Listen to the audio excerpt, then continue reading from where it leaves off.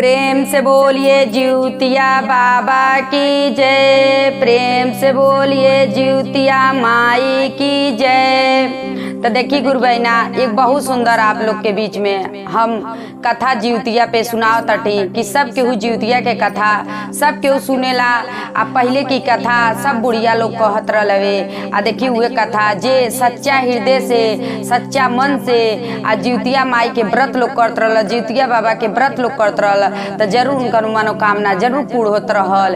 तो देखिए जेकरे बाल बच्चा ना रहे ने तेहू जिउतिया माई के व्रत लोग करेला, आ जेकरे रहे ने तेहू जिउतिया माई के व्रत करेला।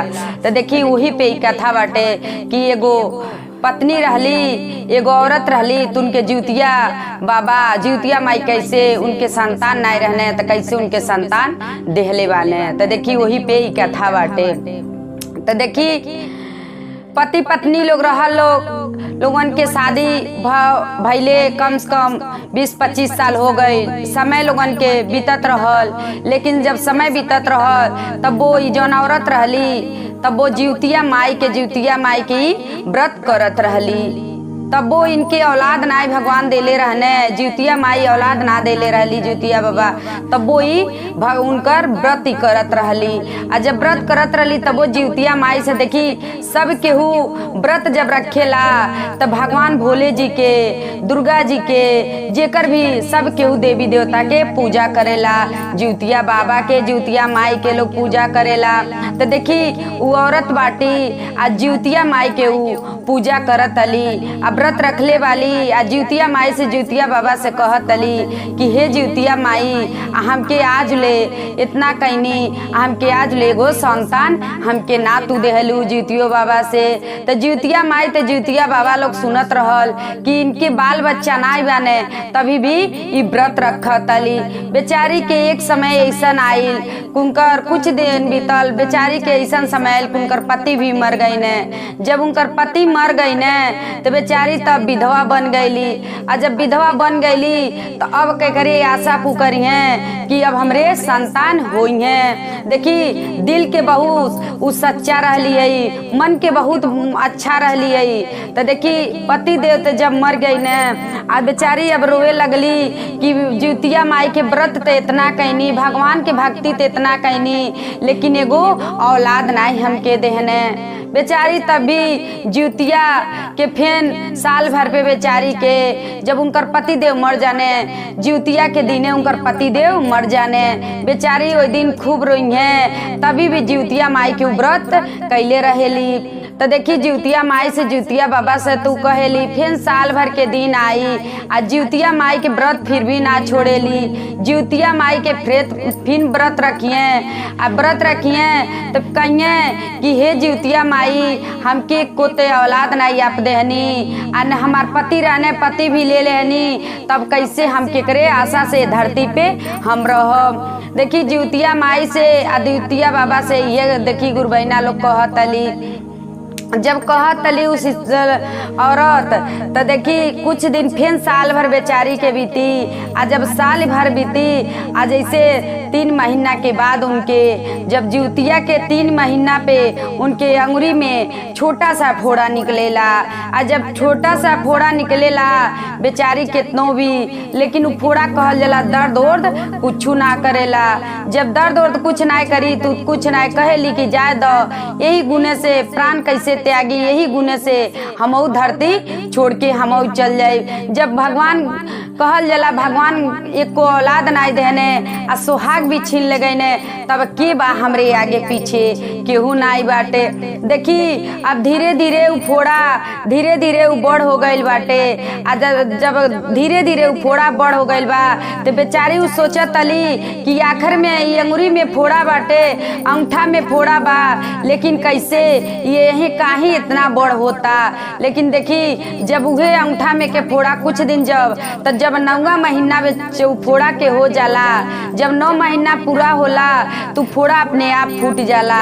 आ जब उहे अंगूठा के फोड़ा फूटी, आ जब फोड़ा फूटी तो ही में से एगो मेघा छोटहन के निकली है। आ जब मेघा छोटहन के निकली है तो बेचारी सोच में पड़ जाली कि हाँ हमारा अंगूठा में फोड़ा रहला, लेकिन फोड़ा से एक मेघा निकलल बाटे। लेकिन देखी उनके भगवान एक को औलाद ना देले रहने, लेकिन जिउतिया माई के जिउतिया बाबा के ऊ व्रत रखेली, एक को संतान उनके नाई रहने तब वो व्रत करेली। जब व्रत करेली तो मेघा जब उनके अंगूठा से उत्पन्न भइल बाने, आ उनके अंगूठा से जब आइल बाने तब वो बेचारी जैसे लइका के सेवल पोसल जाला, कहली कि जब हमरे औलाद नाई बाने तो हमके जिउतिया माई एगो मेघो ते देहली। तो जब एगो मेघा ऐसे मेघा देखी मेघा देले वाली कौने काहे देले वाली ऊ देखी जब मेघा हुए धीरे धीरे बड़ भइल बाने, जैसे लइकन के तेल लगाल जाला, मिसल जाला, नहवाल जाला, घसल जाला, वैसे उ मेघा के सब करत अली आ सब करत अली। लेकिन मेघा भी धीरे धीरे मेघा भी बड़ भइल बाने। आ जब मेघा भी बड़ भइल बाने तो फिर जिउतिया के साल भर पे जिउतिया के फिर समय आवत अटे। आ जिउतिया के दिन जब आता तो बेचारी कहली कि जिउतिया के दिन आता, अब तो हमरे कहल जाला कि अब तो जीव जांगर ते धीरे धीरे थकले बाटे, आप भगवान देले बाटे। तो लेकिन देखी उ मेघा का कहत ने कि ये अम्मा आ तू के जौन ले आवे के बाटे तू हमके द कागज पे लिख के हम ले आए। तो कहली कि तू ते मेघा आव, तू कैसे ले आइब? कहली कि हमके तू दे द, हम तोहार सामान तो के ले आए। देखी जब कागज पे लिखली आ कागज पे लिख के आ उनके काने में डाल दहली। आ जब उनके काने में डालली तो काने में डाल दहली कागज। तो गई जब मेघा गई ने एगो दुकान पे गई ने जहाँ तेल के हर चीज के दुकान बाटे, दुकान पे गई ने तो मेघा ऐसी कही के देखावत अटे।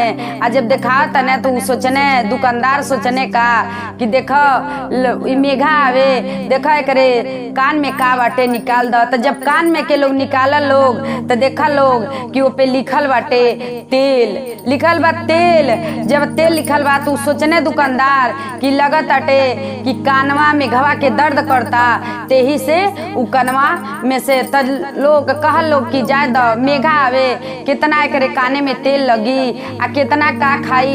देखी उ जब तेल लिखल आ साथ तब उ जब ओकरे बाद से जब तेल ओकरे काने में दुकानदार जब डाले लगने तो तीना के तेल काने में खत्म हो गई। अब दुकानदार सोच में रह गए ने कि मेघा हेती चुबा, लेकिन कान में तेल डालने से आ खत्म हो जाता। देखी जब तीना के तेल खत्म हो गए तो वहाँ से मेघा अपन अपने महतारी लगे आ महतारी से कहने कि तू ले आव बर्तन, हम तो के तेल देता नहीं। तो कहली कि कैसे तू तेल ले अला, कैसे तू देब? कहली कि ठीक बाटे तू बर्तन ले आवत है, हम तो के तेल देता नहीं। जब बर्तन ले अली उनकर माई आ मेघा अपन काने इसी कहने आ काने में से लगल तेल गिरे तो उनकर जितना बढ़न बर्तन रहला सब बर्तन उनकर भर गई। अब बेचारी सोचली वो कि मेघा थावे इनकर इतना सेवा सत्कार कैनी, लेकिन हेती चुकाने में इतना तेल कैसे ले ने। लेकिन कहली चला सब जिउतिया माई के देन हवे, सब जिउतिया बाबा के देन हवे। देखी जब कुछ दिन बीतल तो फिर जिउतिया के दिन आइल बाटे, साल भर फिर बीतल बा तो जिउतिया के दिन आइल बा। कहली कि ये बेटा तू हम जा तनी नहाए नदी में आ तू न जइह नहाए। कहली कि कहने मेघा कि हमहू चलम नहाए माई। तो कहली कि नहीं आ तू जइब तो भीड़ भाड़ रहेला तो के केहू लाते से कचर दी, तू न जा हम जा तटी। तो देखी गईली, लेकिन घर में ताला लगा के एक रूम में उनके मेघा के बंद करके आ ताला लगा के गईली। आ जब ताला लगा के अपने घाटे पे चल गईली नहाए आ मेघा ओकरे से मेघा भी कहल जला उ तो भगवान रहने मेघा के रूप में बन के और उनके शरीर से अने मेघा बन के। तो देखी उ भगवान रहने तो कैसे उहो गईने घाटे पे जहाँ उनकर माई नहाए गई लेली वही घाटे पे मेघा भी जाने नहाए। आ जब मेघा जाने नहाए तो ऊपर से देखी वो अंदर से तो उनकर एक कहल जला लड़का के शरीर रहेला, लेकिन ऊपर से वो मेघा के एगो छाल पहले रहने। वहाँ मेघा के छाल निकाल दिए। आ मेघा के छाल निकाल के आज यहाँ नहा लिए। आ जब नहाइए तो लोग देखेला वहाँ के जितना मनई बाने तो देखे ने कि इत लड़का मेघा के छाल पहले रहने आ मेघा के छाल उतरने तो इतना सुंदर इत लड़का बाने। देखिए वहाँ से जब नहा के फिर निकलने आ फिर मेघा के छाल उनके अपने देही पे डाल लेने। आ देही पे डाल के अपने माई के आगे से आके उनकर माई अब नब्बे ना कैली तब्बे उघरे आ गई ने। ई ना जनली उनकर माई की हमार बेटा भी जौने नदी पे हम नहाए गइलनी हमार बेटा भी नहाए गइल बने मेघा। देखी जब सब गांव के सब लोग जान गइल बा कि एगो मेघा ना हमें एगो लइका हमें, लेकिन उनकर माई एगो ना जनले वाली उ तो जनले वाली कि मेघे काहे से हर नजर में उनके जहाँ भी देखल वाली तहे उ मेघे लौकल बाने। लेकिन सब के जान गइल बा मेघा ना हमें एगो लइका हमें। देखी जब कुछ दिन फेन बीतल बाटे, जब कुछ दिन बीतल बा तो सब लोग जान गइल बा लइका उस मेघा धीरे धीरे उसियान हो गइल बाने। आ जब धीरे धीरे बियाह दान करे लायक जल जला 20-25 साल के हो जाने।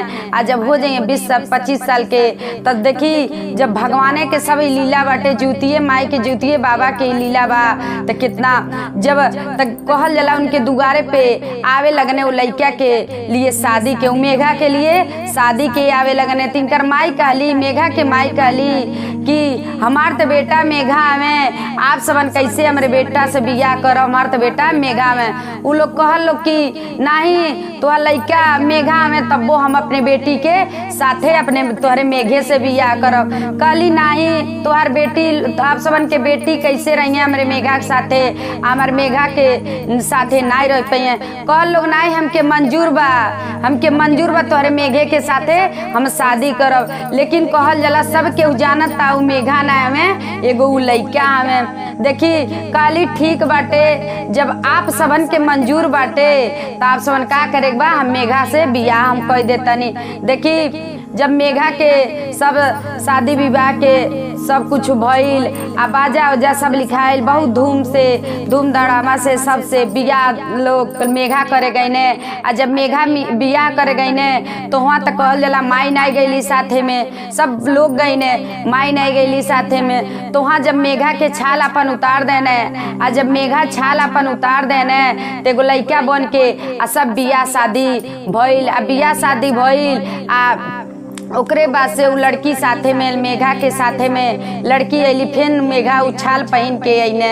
आ फिर छाल पहन के अने तो माई तब वो देखली कि मेघे ई तो हमें, लेकिन लड़की जानत अली मेघा ना हमें एगो लइका हमें। पर लड़की जाने ली कि इनकर माई जानत हुई कि लइका हमें, तो नहीं जानत रही इनकर माई की लइका हुई तो जाने ली कि मेघे हमें। देखी जब 4-5 दिन बीतल बाटे आ जब 4-5 दिन बीतल बा पूछले वाली अपने पतोहे से कि ए बहू आ कैसे तू हमारे लड़का के साथे रहेलू तो मेघा हमें आ कैसे उनके साथे तू रहेलू। कहली कि आ कैसे रहेनी आ उ तो ना रौरे नहीं जानतानी क्या। कहली कि नहीं हम तो नहीं जानतानी कि कैसे तू मेघा के साथे। तब वो ना कहली कि ठीक बा नहीं जानतानी तो हम आपके जब कहब तो आप आई आप जान लेब कि कैसे अलग रौले लड़का के साथे हम रहत ताटी। देखी रूमे में दोनों जानी लोग गई लोग आ राती के लोग सुतल रहल, लेकिन कहल जला पतो ही दिन कहले रही अपने लड़का के आके आप देख ले। देखी गईली धीरे से आ रूमे में राती के गईली तो देखली आ जब देखली तो बहुत सुंदर के हुए गो लइका बन के आ उनके साथे पतो उनके साथे सुतल रहने। जब सुतल रहने आ बाहर कहल जला दरवाजा के बाहरे आ जन ऊपर के उनकर छाल रहेला तो बाहरे दरवाजा के लगे वही जा रहेला भुला गई रहने। आ जब उ का करेली धीरे से का करेली छाल लेके आ लइका के देख लेली आ धीरे से का करेली छाल लेके उ आगी में जरा देली। आ जब आगी में जरा देली आ जब सुबह होला लइका उठे ने त अपन छाल खोजे लगे ने। आ जब अपन छाल खोजे लगिए त नाई पाइए। आ जब नाई पाइए त कहिए कि अपने माई से कहिए कि उ बोलिए कि ये बेटा मेघा के बोलिए। तो मेघा कहे ने कि हम अब नाई निकलब। त काहे तब वही जा देखी कहने कि जब वही जो कहली उनकर माई आ तू तो एगो लइका अब काहे हमार आँखी आन्हर क के आ तू एगो मेघा के रूप में हमरे लगे रहत रहल। कहने कि बताव तनी तो से काहे कि हमके जिउतिया बाबा आ जिउतिया माई आ सूरज भगवान हमके लोग वरदान देहलो कि जा तू अपने माई के लगे जाइह, लेकिन अपने माई के आँखी से तू मेघे लौकिया। ऐसे मेघा के रूप में बना के लोग भेजलो कि गांव के लोग कही लोग कि एकरे ते मर्द भी नाई बाटे, एकर मर्द नाई बाटे, विधवा बाटे। आ विधवा के कोख से आ कैसे लइका संतान एगो हो गल। जबले मर्द जियने तबले नाई संतान भइने आ मर्द के मुँहते कैसे एकरे संतान हो गए ने विधवा। यही से हमके जिउतिया बाबा आ जिउतिया माई आ सूरज भगवान हमके मेघा के छाल पहना के लोग हमके भेजा लोग। आ यही से तो के हम तोहरे पेट से ना लोग हमके जन्म दे लो, हमके एगो तोरे अंगूठा से लो निकाल लो। देखी वही जो लइका अपन बात अपने माई से सब बतौले बाने। आ वही जो कहने कि सब गांव के लोग सब जान गइल बाटे। तो सब के जान गइल एगो हमार माई ना जानले वाली। तो वही जो जिउतिया बाबा जिउतिया माई आ सूरज भगवान उनके लोग आ उनके माई के अपने सामने उगैने एक सुंदर बालक बन के गईने। आ वही जो अपने माई के गोड़ धइने आ कहने यही से तोरे आँख से एगो मेघा बन के दिखाई देत रहनी है। तो देखी सब केहू के सच्चा मन से सच्चा हृदय से सब केहू जिउतिया माई के व्रत करेला, जिउतिया बाबा के व्रत करेला।